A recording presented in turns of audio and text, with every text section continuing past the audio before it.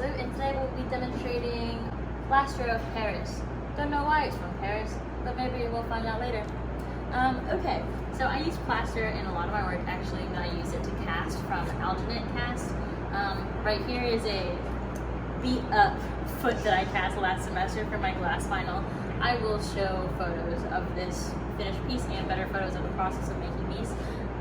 But yeah, I use plaster in a lot of them if I'm doing real life casting. I think it's super easy to work with because it sets fast and you'll get to know the material better, so you don't really have to follow the instructions on the box eventually when you figure out what you like the most.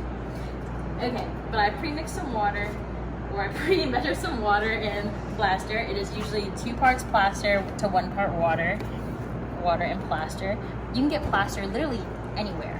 You can get it from Plaza, you can get it from Hobby Lobby, Michael's, I think you get it from Michael's, Lowe's, and Home Depot. But yeah, we're gonna mix our 2 parts plaster, 1 part water.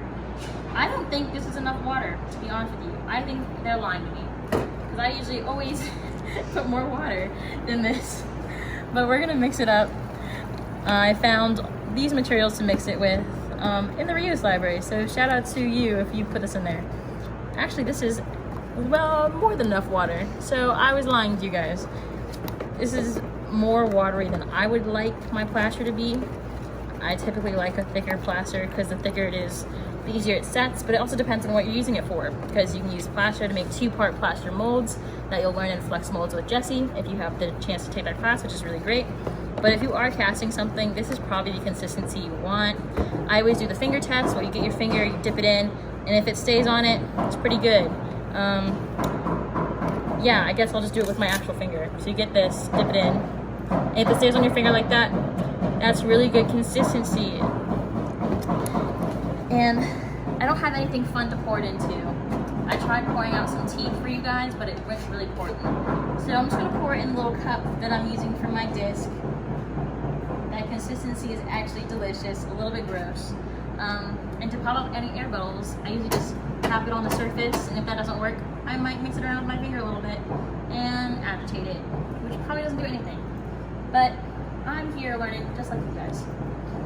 Here are some finished molds I made of the discs. They are really lightweight. I think plaster is one of the more lightweight things you can cast it with. And it's fun. I forgot to tell you guys, a little trick that I like to use is makeup. I love using eyeshadow to color plaster because it is a powder, like a talc powder or a mineral powder, which eyeshadows.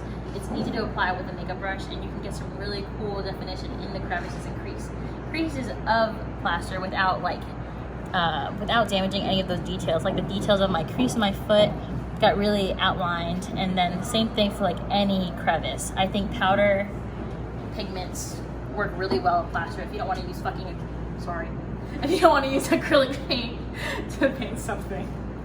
But yeah, that is plaster in a nutshell. I hope you guys enjoyed. Thank you.